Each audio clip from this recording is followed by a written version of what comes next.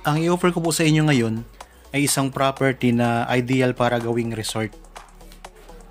Ito ay malapit lang sa napakagandang lake at tanaw din po dito ang Mount Banahaw.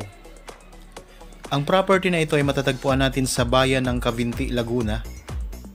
Ang kabuuang sukat po ay 8,394 square meters. Ito ang drone shot. Yan ang korte ng lupa. Katabi ng napakagandang lake na kung saan may mga resort na rin na nakatayo dito. Dikit sa kalsada, mayroon ng access ng kuryente, tubig, at malakas din po ang signal ng iba't ibang network. Ito ang Barangay Road. Ang direksyon na ito ay palabas papuntang Provincial Road. Ito po ang boundary ng property. Napapalibutan na ito ng mga bakod na kawayan at dito po sa harapan ng property ay may mga nakatanim na ornamental plants.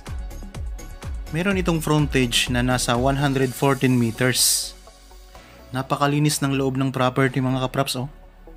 Okay, habang kayo po ay nagpapahinga at nagre-relax dyan sa inyong kanya-kanyang pamamahay, panoorin niyo po itong video hanggang sa dulo para makita nyo po ang kagandahan ng property na i-offer ko sa inyo ngayon.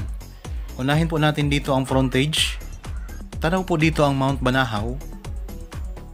At ito naman po ang mga bakod na kawayan na nakapalibot sa property. Sa ngayon, meron itong maliit na kubo sa bandang entrance ng property na pwede nyong silungan kung sakaling umulan o kaya ay mainit ang panahon. Kung kayo po ay interested sa property, pwede nyong bilhin ang buong 8,394 square meters. Pero kung gusto nyo pong maliit lang na portion, pwede kayong mag-cut dito ng 3,000 square meters maximum. Meron itong dalawang portion na 3,000 square meters ang cut at ang pinakamaliit po na cut dito ay 2,394 square meters.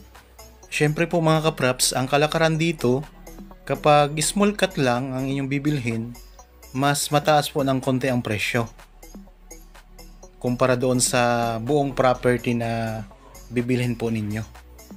Pero ang kagandahan naman dito mga kapraps, ang expenses po kagaya ng transfer ng title at saka CGT ay sasagutin na po ng seller. Kaya makakatipid pa rin po kayo. Ito po ang entrance ng property. Yan, napakaganda mga kapraps. Mamaya papasukin natin yan. So diretso muna tayo dito sa frontage. Napakahaba po ng frontage nito kasi nabanggit ko kanina. Ito ay 114 meters. Ang side na ito ay papuntang lake. Mayroon kayong kaharap na dinidevelop na rin na property. Ang property ay napakalapit lang po sa Caliraya Lake na kung saan dinadayo na rin po ng mga turista. Ang area location nito ay napapaloob sa glamping capital of the Philippines. Kaya maganda po ditong mag-invest. Diyan sa poste ng Meralco ang pinakadulong boundary ng property. Magandang araw po mga kapraps. Welcome back sa Badshot Properties channel. Ako po si Bads, ang inyong makakasama para sa ating virtual viewing. Para sa mga bago pa lang po sa aking channel, huwag niyo pong kalimutang mag-subscribe at pindutin na rin po ang notification bell para maging updated kayo sa mga bagong property na available. Tara na po! Okay, pasok na tayo mga kapraps. Libutin po natin itong property. Samahan niyo po ako hanggang sa dulo ng video. Yan, napakaganda po ng lugar oh. Kung sakaling small cut lang ang bibilhin ninyo mga kapraps at kayo po ang mauna, makakapamili kayo ng gusto nyong pwesto. Yan, dito po mayroong maliit na kubo na pwede nyong pahingahan. Napakaliwalas po ng hangin, preskong presko. Dito po sa pwesto na to, pwede kayong magtayo ng inyong rest house. Kahit dalawang palapag lang mga kapraps, tanaw nyo na po ang Caliraya Lake. Napakaganda ng view, nakaka-relax, nakakawala po ng stress. Malayong malayo sa iba't ibang klase ng polusyon. Sa mga interested po sa property na ito, pwede kayong magpa-schedule sa amin ng actual viewing. Pwede nyo kaming kontakin sa mga number or contact details na nandyan sa inyong mga screen. Meron tayong Viber, cellphone number at saka Facebook Messenger. Pwede rin po kayong mag-message diretso dito sa YouTube channel At ganoon din po kung may karagdagan kayong katanungan, diyan na rin po kayo kumontak sa amin. Kung kayo po ay manggagaling sa Metro Manila, ang biyahe po papunta dito ay nasa 2 oras hanggang 2 oras at kalahati lamang po mga kapraps. Ayan, ang ganda ng lupa, oh. Napakalinis. Alagang-alaga po ito mga kapraps. May mga tanim po ito na puno ng mangga, guyabano, rambutan, may bayabas, saging. Tapos mayroon din po itong tanim na kawayan na pandekorasyon. At may mga halaman po na magaganda, kagaya po ng mga rubber tree. Kung sakaling mahilig pa kayo magtanim, malawak po ang mga pwede nyong tamnan mga kapraps. May mga part ng lupa na medyo pa-slope, pero ang ganda po ng pagka-slope niya mga kapraps. Parang ano na siya, design na siya ng lupa. And kung makikita nyo po, ganyan siya kaganda. Lalong lalo na po kung makita nyo ng personal itong property, ay talagang mabibighani po kayo sa ganda niya.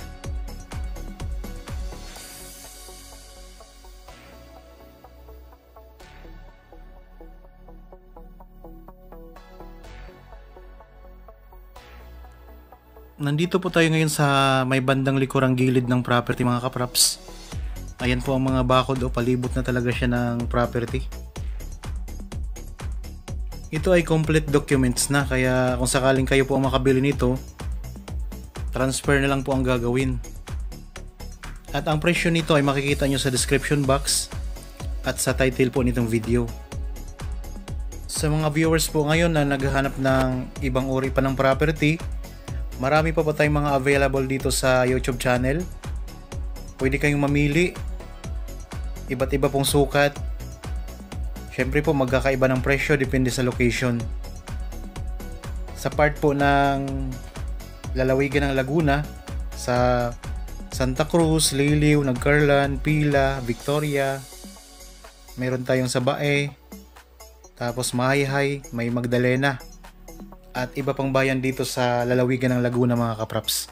Kaya kung kayo po ay naghahanap ng property dito sa Laguna, hindi po kayo nagkakamali ngayon, nandito kayo sa tamang YouTube channel.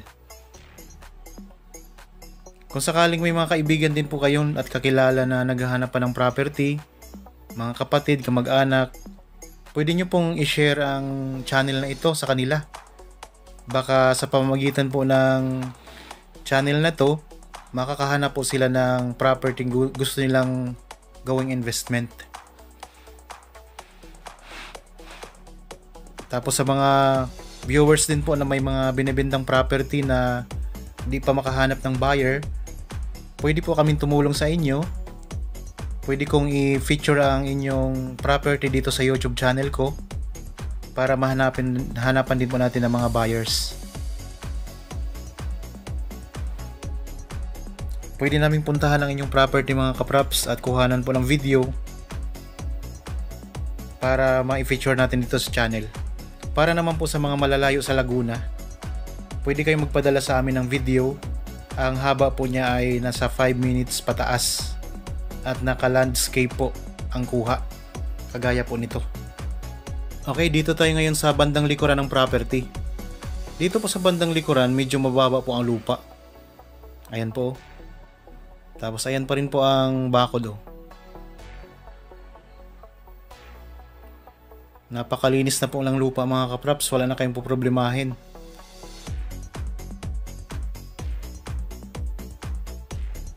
So sa mga gusto pong magpa-schedule ng actual viewing, pwede kayong tumawag sa amin o kaya mag-chat, mag-text or mag-message dito sa YouTube channel para ma-schedule po namin kayo.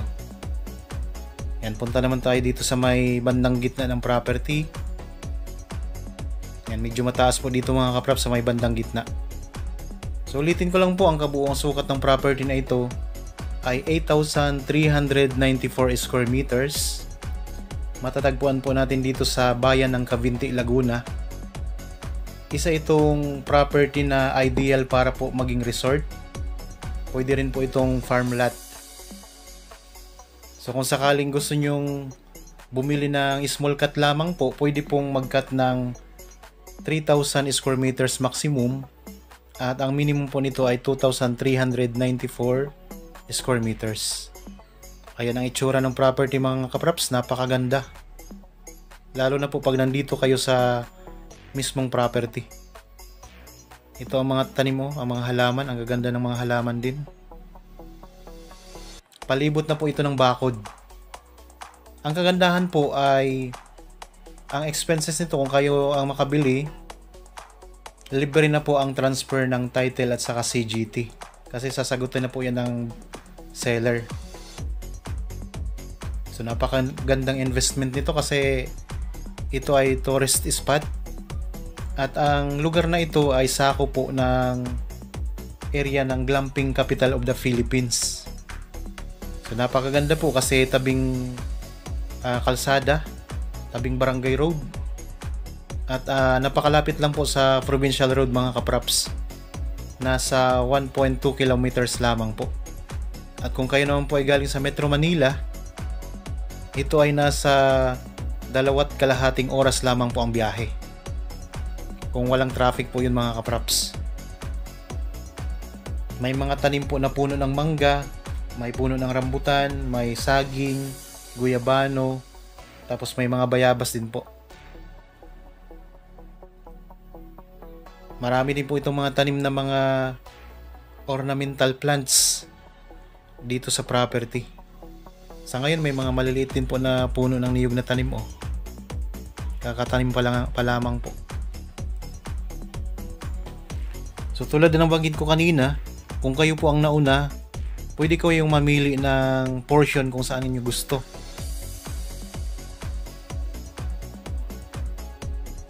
Ang ganda ng property na ito mga kapraps. Pero kung kaya niyo naman pong bilhin ang buong property, mas maganda, mas makakatipid po kayo. Kasi syempre po, pag small cut ang kalakaran natin dito, mas mataas po ng konti ang presyo. Pero sa lugar na ito mga kapraps, napakababa lang po ng presyong ito. Makikita nyo po sa description box at sa title nitong video. Kompleto po ang dokumento, updated po ang tax. Ito may puno ng may tanim na rubber tree, halaman. Ang ganda. Yan, samahan niyo po ako sa pag-iikot dito sa property mga kapraps hanggang sa matapos po itong video. May katabi po itong napakagandang lake. At mula po dito sa property, tanaw na tanaw po ang Mount Banahaw. Yan, ito pang isang halaman.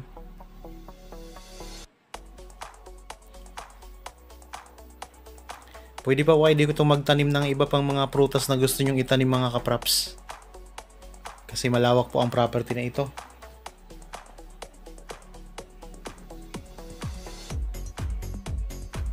Yan, ito lang po ang kalsada oh. Tabing-tabi lang po siya. Tapos dito sa part na ito may mga tanim na mahogany. Kakatanim pa lamang po.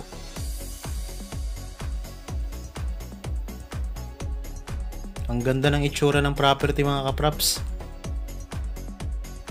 Ayan ang Mount Banahaw. Tanaw na tanaw.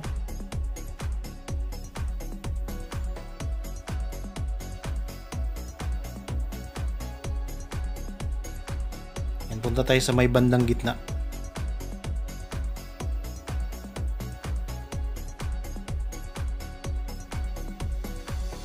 Ang frontage nito ay napakalawak din po, napakahaba po mga kapraps. 114 meters.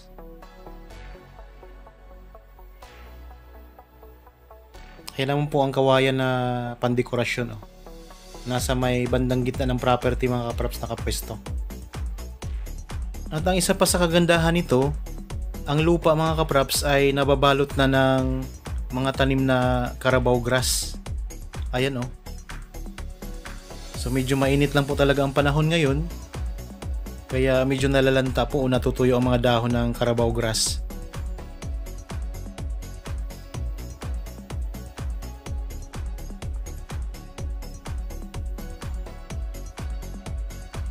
Yan, kung sakaling maliliit lang na portion ang inyong bibilhin, pwede kayo sa gitna, pwede sa kabilang gilid, o dito sa kabilang gilid din po. Pili lang po kayo kung sakaling kayong mauna. Pero kung kayo ay pangatlo na lamang, so doon kayo sa pinaka hindi pa napili. Ang ganda dito mga kapraps, nakaka-relax, talagang nakakawala ng stress, malayo po sa mga iba't ibang polusyon na nakakasira ng ating kalusugan.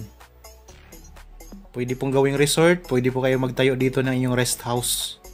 Malamig po ang klima dito mga kapraps sa Cavite. Yan, may mga tanim na mga rubber tree na halaman. Tapos dito naman po tayo pupunta sa puno ng mangga.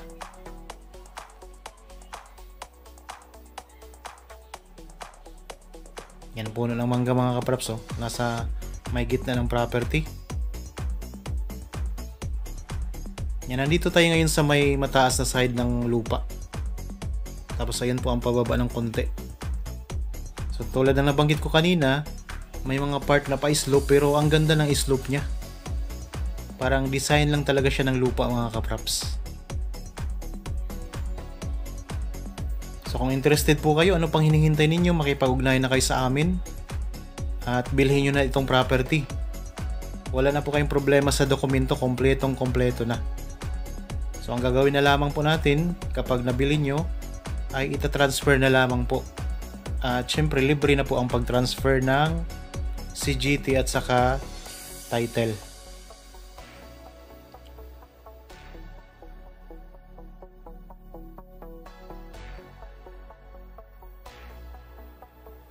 Ito, mayroon pang nakalagay na duyan. Sarap dito magduyan-duyan, tapos may kape. Nasa ilalim ka ng puno ng mangga.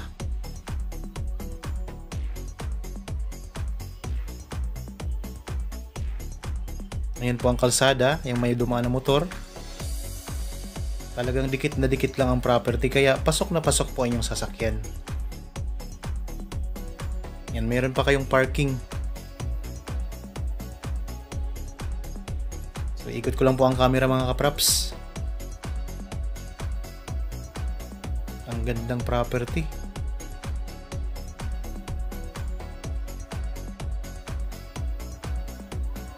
So meron ditong access ng kuryente at saka tubig. Tapos ang signal ng iba't ibang network ay malakas din po, kaya wala kayong problema sa signal ng internet. Ito ang bakod, nakapalibot na po sa buong property. Bakod na kawayan, tapos may mga tanim po na pandekorasyon ng mga halaman. Okay, nalibot na po natin ang property mga kapraps. Sana nagustuhan nyo po ito.